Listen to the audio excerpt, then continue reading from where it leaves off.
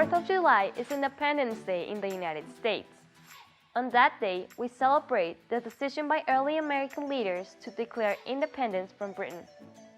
While people in both England and the US speak English, the two types of English can be very different. First, there are differences in spelling. The British like the letter U and have kept it in many words. Americans have dropped it. Somewhere in our language history, we decided that labor, color, and favorite were just fine without the U next to the O. But our differences go beyond spelling. Sometimes we use different words entirely.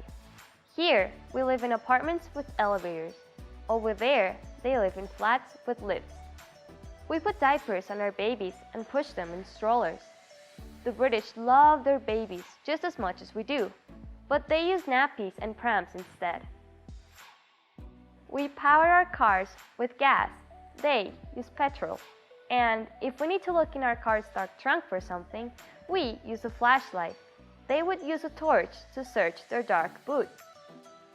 Imagine you're explaining to someone how to use your new fancy coffee maker. You explain. First, you grind the beans. Then, you put them inside a container and pour water in the main container. Push the button, and 10 minutes later, ta-da! You have a pot of coffee. Sometimes, over a fresh pot of coffee, you may want to have a long talk with a friend. You might even throw in a little gossip. We call that a chat, or if it's a short conversation, chit-chat. The British will call it a ching-wag. If a British person says, "I've got the hump," we might think they are sick and need to see a doctor.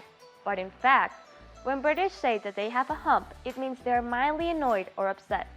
In the US, some informal ways to say we are upset are, "I'm ticked off" or "I'm miffed." Now, when Americans are really surprised by something, we can say that we are at a loss of words.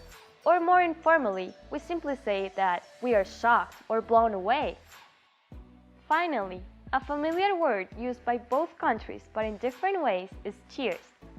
We use the word over drinks when we are wishing someone good health or congratulating an accomplishment. The British use cheers to mean thank you. For that, we Americans say thank you. Now, we don't expect you to pick sides.